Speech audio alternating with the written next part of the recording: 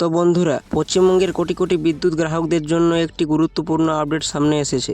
আপনার বাড়িতে যে পুরনো বিদ্যুতের মিটার রয়েছে, ভবিষ্যতে সেটির জায়গায় কি স্মার্ট মিটার বসানো হতে পারে? আজকের এই ভিডিওতে আমরা জানবো এই বিষয়ের সর্বশেষ তথ্য। নমস্কার বন্ধুরা, আমি কিরণ আর আপনারা দেখছেন কিরণ টেক বাংলা ইউটিউব চ্যানেল। আপনাদের এই চ্যানেলে স্বাগত জানাই। সম্প্রতি বিভিন্ন সংবাদ মাধ্যমে প্রকাশিত খবর অনুযায়ী কেন্দ্রীয় বিদ্যুৎ মন্ত্রী মনোহর লাল জি জানিয়েছেন যে পশ্চিমবঙ্গে ধাপে ধাপে স্মার্ট মিটার প্রকল্প চালুর পরিকল্পনা রয়েছে। এই প্রকল্পের আওতায় ভবিষ্যতে বহু বিদ্যুৎ গ্রাহক স্মার্ট মিটারের সুবিধা পেতে পারেন।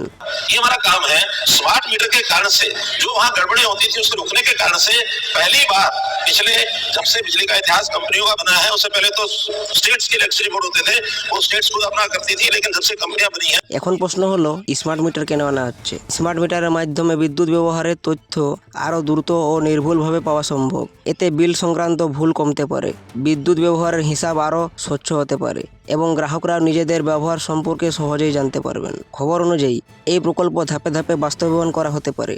প্রথমে কিছু সরকারি প্রতিষ্ঠান ও নির্দিষ্ট গ্রাহক শ্রেণীর মধ্যে কাজ শুরু করে, পরে সাধারণ বাড়িঘরে সম্প্রসারণ হতে পারে। তবে বন্ধুরা, আপনার এলাকায় কখন এই ব্যবস্থা চালু হবে সেই বিষয়ে চূড়ান্ত তথ্যের জন্য অবশ্যই বিদ্যুৎ দপ্তরের সরকারি বিজ্ঞপ্তি ও অফিসিয়াল ঘোষণার দিকে নজর রাখবেন।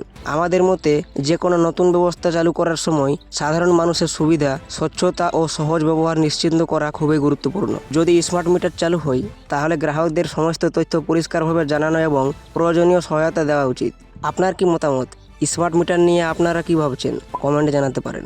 ভিডিওটি তথ্যবহুল মনে হলে লাইক করুন, শেয়ার করুন এবং চ্যানেলটি সাবস্ক্রাইব করতে ভুলবেন না। আবার দেখা হবে নতুন একটি গুরুত্বপূর্ণ আপডেট নিয়ে।